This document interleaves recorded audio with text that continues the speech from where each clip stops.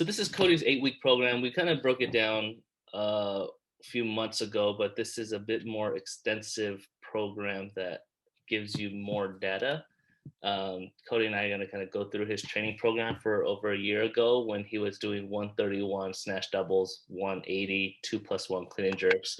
He probably had a little bit more in the tank. We just kind of capped it off there. We're going to rerun a similar cycle of what he did in the past just because really liked what he did.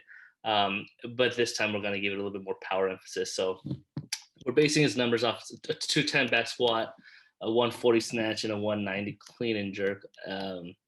We can look at that 8-week program leading into that 131 for 2 and 180 for 2, and his average intensities across all lifts. Now, it's not super high. Keep in mind that the squat is incorporating your front squat percentages too, and everything's based off your clean and jerk. So doing a maximum front squat, is going to say whatever 190 is your 100% front squat. Even though you're capable of probably more than that, it's still gonna say it's at 100%. So this number for the squat is just a slight deceiving. The snatch is kind of in between the clean and the jerk, which I found very odd because I thought when I wrote this program, I gave you a little bit more higher intensities on the snatch than the clean. However, it's not really looking like that. The clean is a lot more. You have a higher intensity here, but the volume is for the clean movements is substantially lower. So I think what ended up happening here was we didn't give you a lot of warm up sets, and then so what ends up happening is you'll snatch and you'll have a lot of volume in the snatch, which is 680. And then you're kind of already warmed up for the clean, so you lost a lot of volume in the clean or the clean. That's exactly what we did. We had a lot of volume with lower percentages in the snatch as well, so it kind of brought down that average. Whereas with the clean, we did a lot more of almost like a RPE or a rep max system. Yeah, and I get what's happening here on the jerk is because you have very low intensities but very high volume. And I do recall it's because you finished a lot of jerks forward on heavy jerks. So we did a lot of volume jerks from like behind the neck or power jerks. And so there was a lot of volume there, but not a lot of intensity. So that made sense. We were even doing squats and jerks at the same time, doing some complexes there. So a lot of the percentage and average intensity from the jerk itself was lowered down because of the squat. Yeah, and you can kind of see here your overall percentages according to the movements. I do like that the snatch was a little bit more higher than anything else. The volume of the snatch is correct. I thought that we could have gave you more intensity looking at this. I thought so too.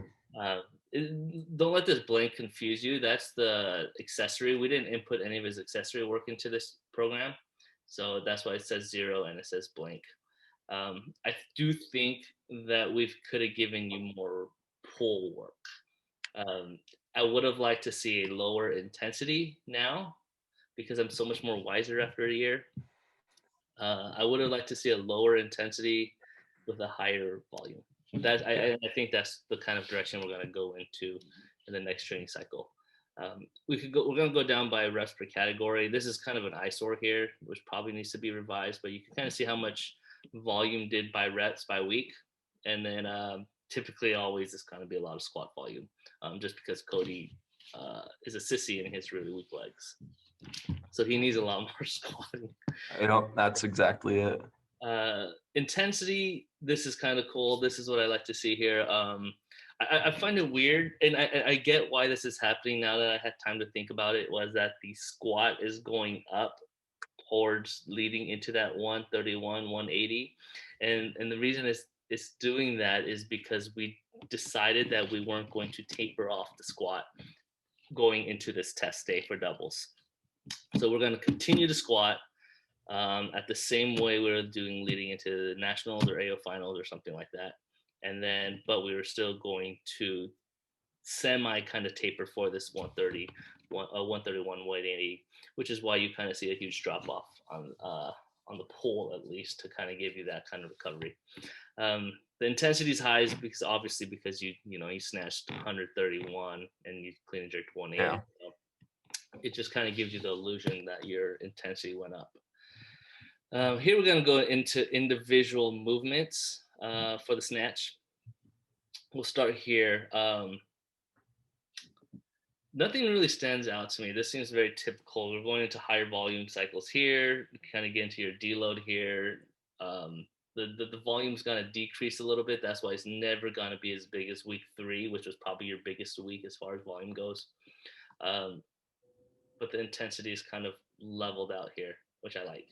It was just this last week, the test week, where your volume kind of dips off and your intensity. Yeah.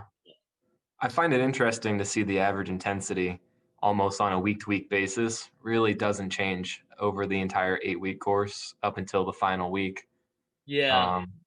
It doesn't change much, and the reason for that is because early in your training cycle, you'll do 50% triple 2 sets, 60% triple 2 sets, 65% triple 2 sets, and as we're getting towards the tail end of the training cycle, we're no longer doing 2 sets. It'll be 50% triple 2 sets, then you'll go to 60% double, and for a single set, 65% double, but then you'll also reach a higher intensity, which ultimately kind of levels out.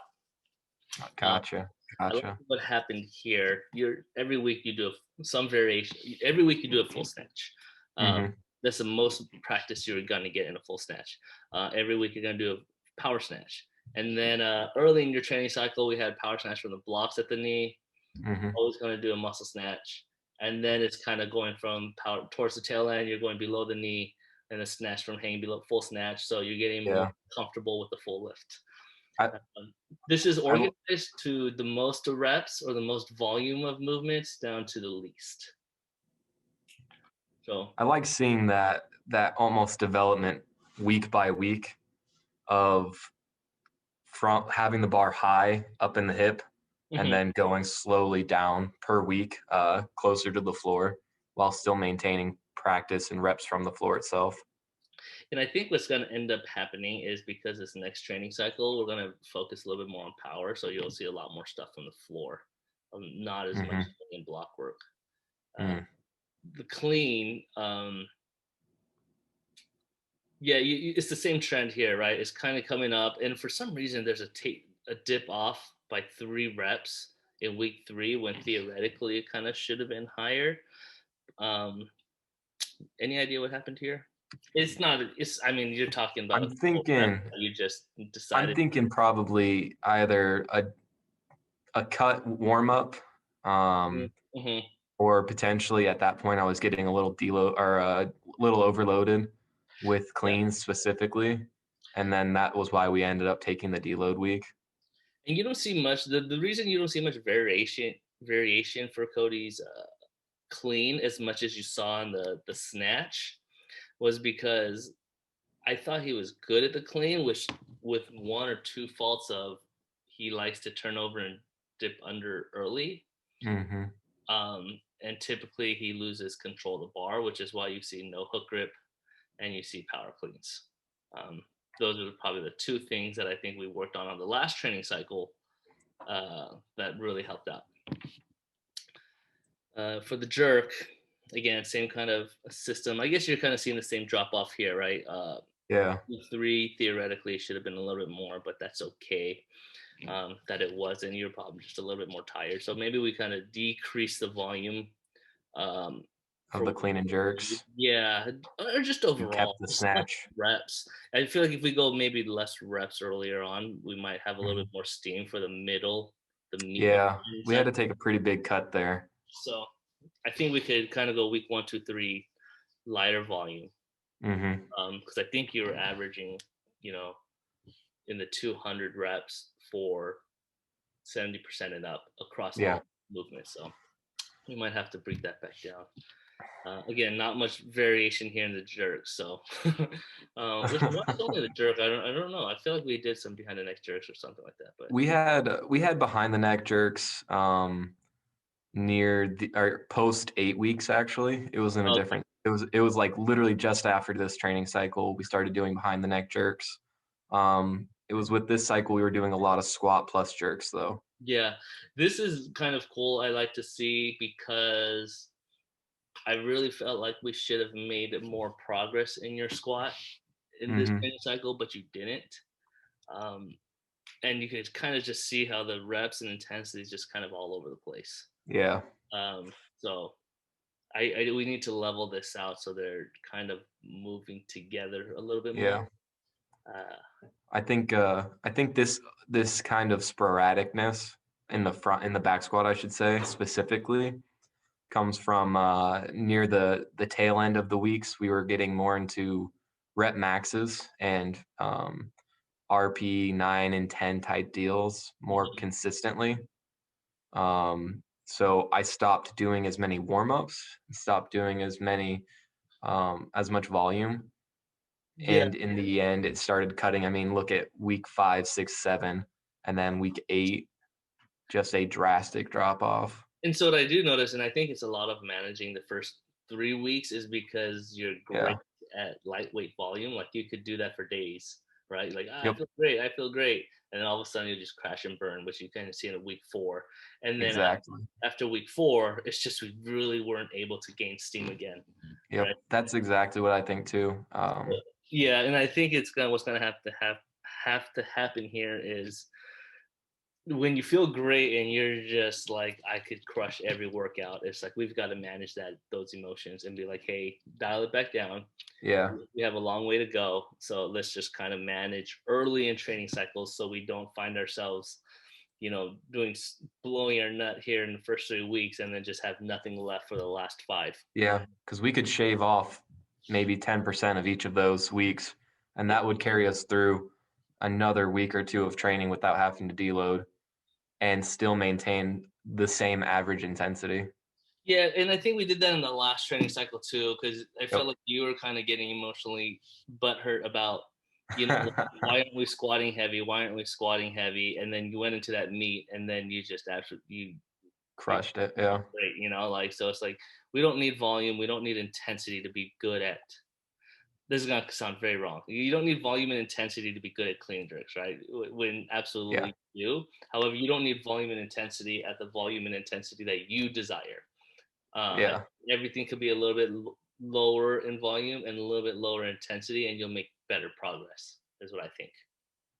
I've always thought a little higher intensity, but I think that's just the Yeah, but look what happens though. athlete side of me and not the coach side of me saying yes. Like we go up, and then it's just really hard to kind of recover after that. Like Yeah. you're just this theoretically should be climbing a little bit more, but it's just kind of struggling to find life again. Hmm. So, and I just think you were going week after week after week of just tired legs because Of trying to get through it. Yeah. yeah. So I think we just got to start lighter here, or lesser. I'd have to say. The pool.